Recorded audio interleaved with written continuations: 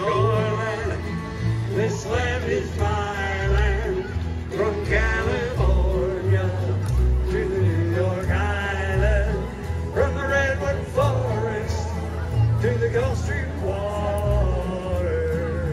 This land was made for you and me. This land is your land. This land is my land. From California to the New York Island. From the redwood forest to the Gulf Stream waters. This land was made for you. Wait, Kevin.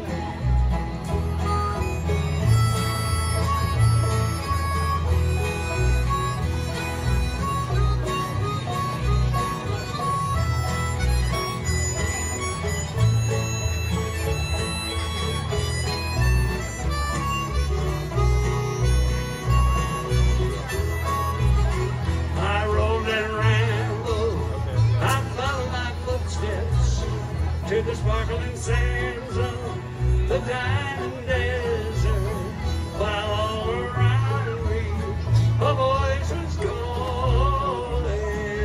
This land was made for you. One more time, everybody. This land is your land.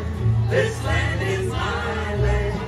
From California to the New York Island, from the redwood forest to the Gulf Stream waters. This land was made for you with a tag.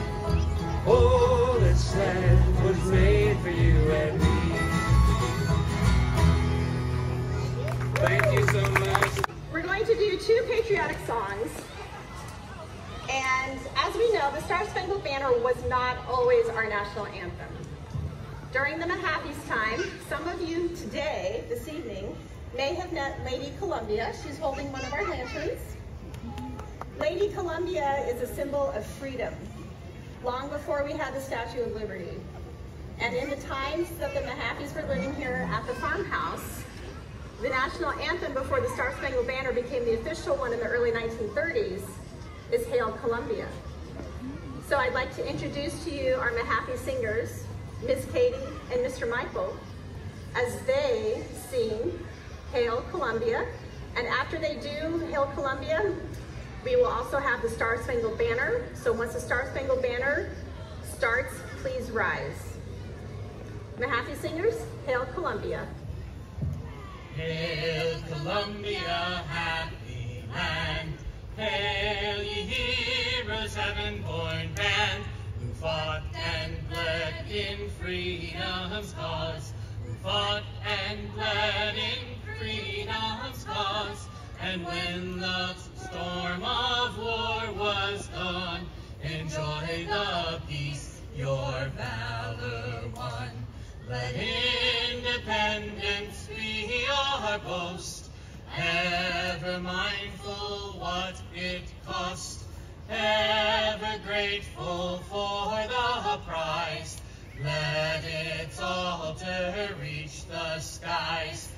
Firm united let us be, rallying round our liberty. As a band of brothers joined, peace and safety we shall find.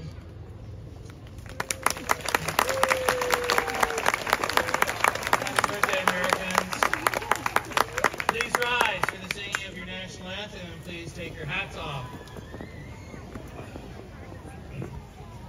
Oh, say, can you see by the dawn's early light what so proudly we hailed at the twilight's last gleaming, whose broad stripes and bright stars through the perilous fight o'er the ramparts we watched were so gallantly streaming, and the rockets' red glare, the bombs bursting in air, gave proof through the night that our flag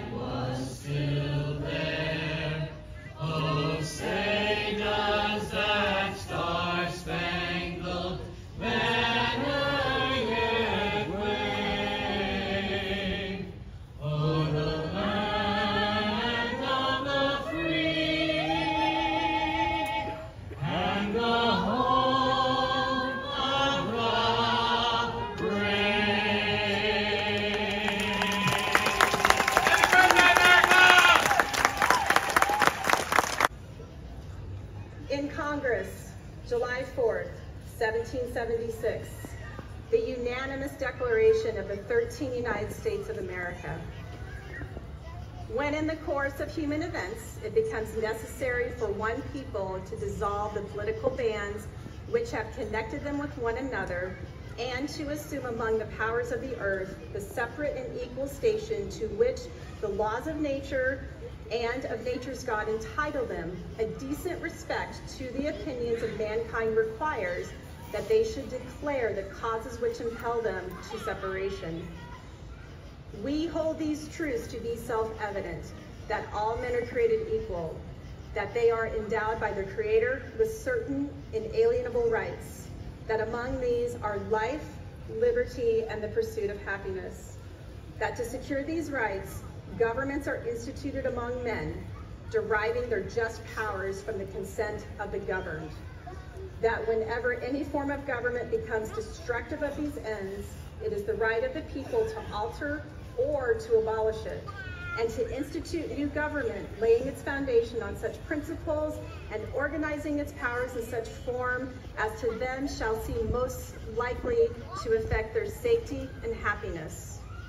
Prudence, indeed, will dictate that governments long established should not be changed for light and transient causes, and accordingly, all experience hath shown that mankind are more disposed to suffer while evils are sufferable than to right themselves by abolishing the forms to which they are accustomed. But when a long train of abuses and usurpations pursuing invariably the same object evinces a design to reduce them under absolute despotism, it is their right, it is their duty, to throw off such government and to provide new guards for their future security. Such has been the patient sufferance of these colonies, and such is now the necessity which constrains them to alter their former systems of government. The history of the present King of Great Britain is a history of repeated injuries and usurpations, all having in direct object the establishment of an absolute tyranny over these states. To prove this, let facts be submitted to a candid world. He has refused his assent to laws, the most wholesome and necessary for all public good. He has forbidden his governors to pass laws of immediate and pressing importance, unless suspended in their operation till his assent should be obtained. And when so suspended, he utterly neglected to attend to them. He has refused to pass other laws for the accommodation of large districts of people, unless those people would relinquish the right of representation in the legislature, a right inestimable to them and formidable to only to tyrants. He has called together legislative bodies at places unusual, uncomfortable, and distant from the depository of their public records, for the sole purpose of fatiguing them into compliance with his measures. He has dissolved representative houses repeatedly, for opposing with manly firmness his invasions on the rights of the people. He has refused for a long time, after such dissolutions, to cause others to be elected, whereby the legislative powers incapable of annihilation have returned to the people at large for their exercise, the state remaining in the meantime exposed to all the dangers of invasion from without and convulsions within. He has endeavored to prevent the population of these states for that purpose, obstructing the laws for naturalization of foreigners, refusing to pass others to encourage their migrations hither, and raising the conditions of new appropriations of lands. He has obstructed the administration of justice by refusing his assent to laws for establishing judiciary powers. He has made judges dependent on his will alone for the tenure of their offices and the amount and payment of their salaries. He has erected a multitude of new offices and sent hither swarms of officers to harass our people and eat out their substance. He has kept among us in time of peace, standing armies without the consent of our legislatures. He has effected to render the military independent of and superior to the civil power. He has combined with others to subject us to a jurisdiction foreign to our Constitution and unacknowledged by our laws, giving his assent to their acts of pretended legislation, for quartering large bodies of armed troops among us, for protecting them by a mock trial, from punishment for any murders which they should commit on the inhabitants of these states, for cutting off our trade with all parts of the world, for imposing taxes on us without our consent, for depriving us in many cases of the benefits of trial by jury, for transporting us beyond seas to be tried for pretended offenses, for abolishing the free system of English laws in a neighboring province, establishing therein an arbitrary government and enlarging its boundaries so as to render it once an example and fit instrument for introducing the same absolute rule into these colonies, for taking away our charters, abolishing our most valuable laws and altering fundamentally the forms of our governments, for suspending our own legislatures and declaring themselves invested with power to legislate for us in all cases whatsoever. He has abdicated government here by declaring us out of his protection and waging war against us.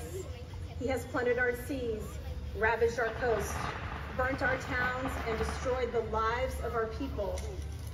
He is at this time, transporting large armies of foreign mercenaries to complete the works of death, dissolution, and tyranny, already begun with circumstances of cruelty and perfidy, scarcely paralleled in the most barbarous ages and totally unworthy the head of a civilized nation. He has constrained our fellow citizens taken captive on the high seas to bear arms against their country, to become executioners of their friends and brethren, or to fall themselves by their hands. He has excited domestic insurrections amongst us. He has endeavored to bring on the inhabitants of our frontiers the merciless natives, whose known rule of warfare is an undistinguished destruction of all ages, sexes, and conditions. In every stage of these oppressions, we have petitioned for redress in the most humble terms. Our repeated petitions have been answered only by repeated injury. A prince whose character is thus marked by every act which may define a tyrant is unfit to be the ruler of a free people. Nor have we been wanting in attentions to our British brethren. We have warned them from time to time of attempts by their legislature to extend an unwarrantable jurisdiction over us. We have reminded them of the circumstances of our emigration and settlement here.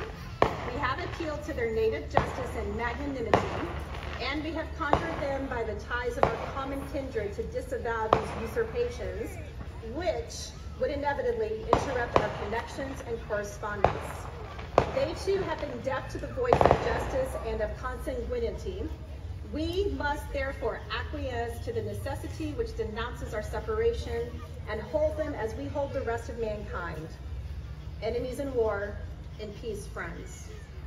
We, therefore, the representatives of the United States of America in General Congress, assembled appealing to the Supreme Judge of the world for the restitute of our intentions due in the name and by authority of the good people of these colonies, solemnly published and declared that these united colonies are and of right ought to be free and independent states, that they are absolved from all allegiance to the British Crown, and that all political connection between them and the state of Great Britain is and ought to be totally dissolved, and that as free and independent states, they have the full power to levy war, conclude peace, contract alliances, establish commerce, and to do all other acts and things which independent states may of right do.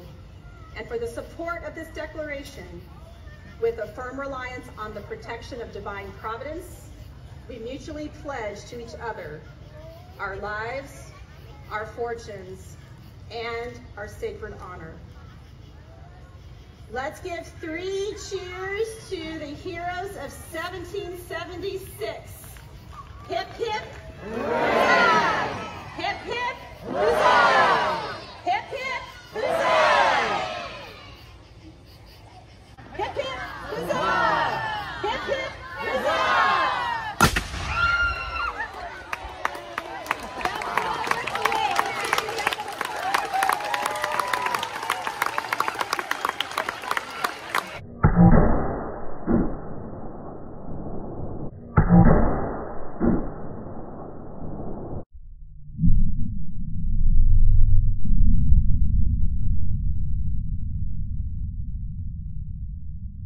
Well, to begin, certain aerial fireworks are ancient, and they were all part of these celebrations. But in the Mahaffie's day, you have a lot of things that are also on the ground, set pieces and ground fireworks like you're going to see tonight.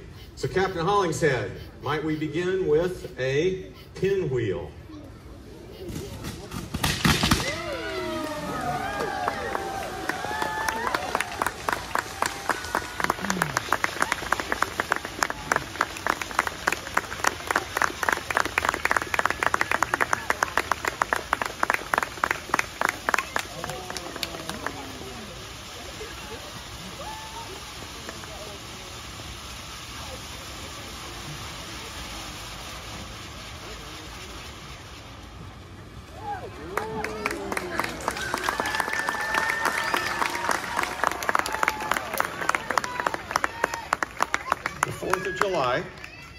Was, well, in the Mahaffie's day, we had the Civil War just behind us, going on and then just behind us. But the 4th of July originally, it was all about the Revolutionary War, the heroes of 1776, and of course, the leader of our country, General Washington. May we have a salute to General Washington.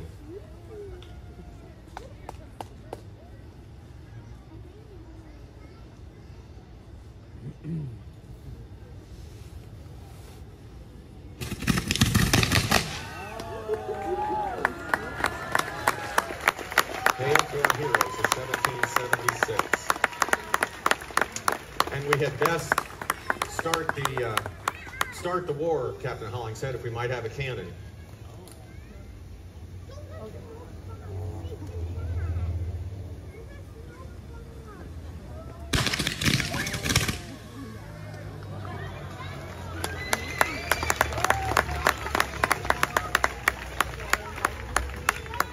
Now, in the aftermath of the Revolution, wasn't very long, but along comes the War of 1812, which for many was seen as simply the final end of the Revolution. Let us start the War of 1812 with another cannon.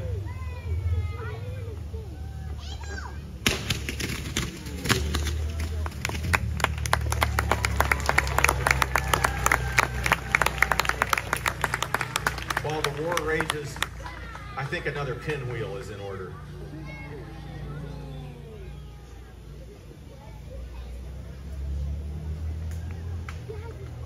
Pinwheels definitely bring the sparkle to our celebration. Excuse me.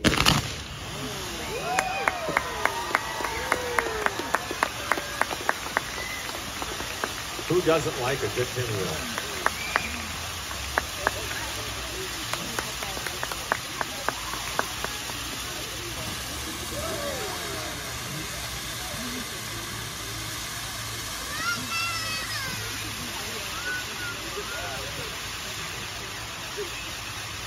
What a beautiful sparkle. Thank you so much, Captain Hollingshead. Of course, a large part of the War of 1812 was fought on the seas. And in fact, that's where the words, the Star-Spangled Banner, come from. Might we have a ship, Captain Hollingshead?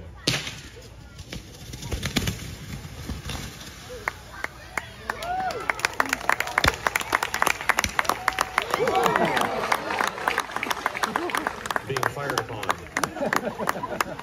Safety first. This is why we have our safety line. It was from the War of 1812 that many of the symbols that we think of with the country were really cemented into our society. Might we have Uncle Sam?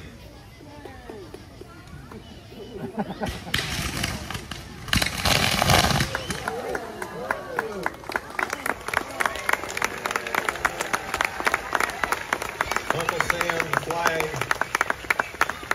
the stripes were codified by Congress rather early, but the blue field was not formalized for many years. And so the blue field could take, the stars could take many shapes and styles. This is called the Great Star Pattern.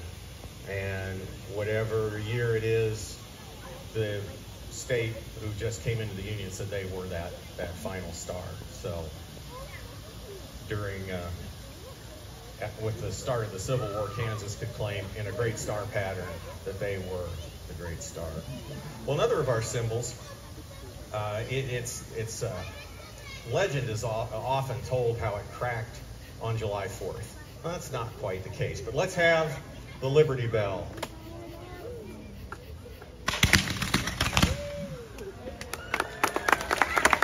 The Liberty Bell certainly hung in Independence Hall in Philadelphia, and it may have rung, probably not for the 4th of July, probably a few days later when the Declaration was more widespread announced. It cracked and was recast several times. It cracked in the 1830s. It cracked badly, and it was taken around and put on exhibit. And long story, eventually the Philadelphia handed it over to the National Park Service with the provision that they still retained ownership. Let's have another pinwheel. Yay!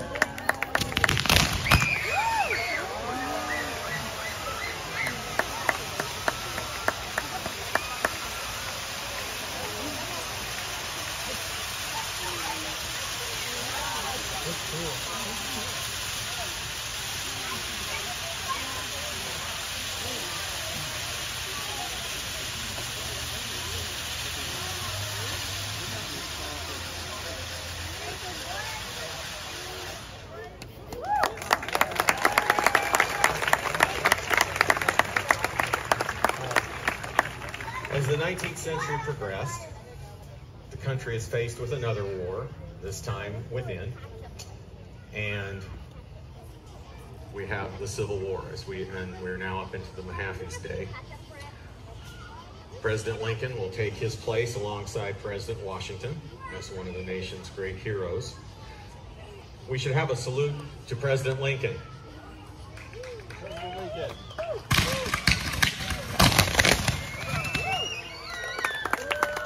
The Union, now and forever.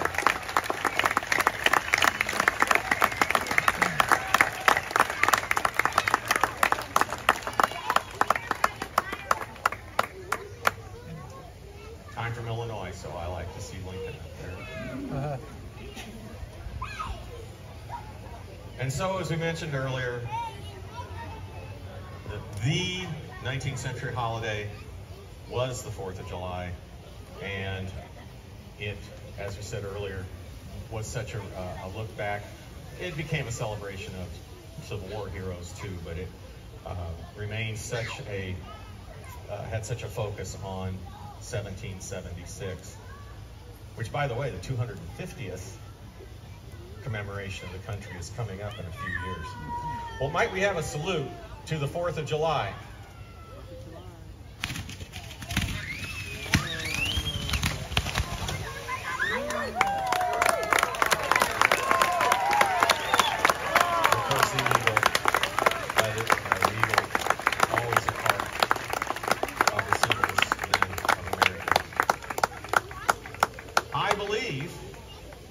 We need yet one more pinwheel.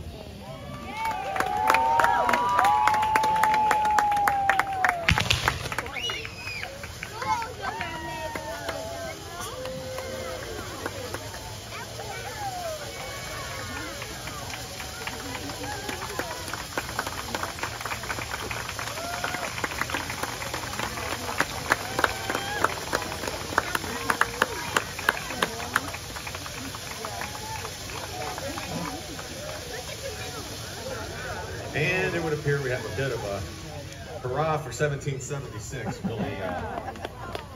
Really was a hurrah. Flames burned bright for 1776. Woo! Aerial fireworks are ancient, and a long part of these as well. Captain Hollingshead, may we have our final display.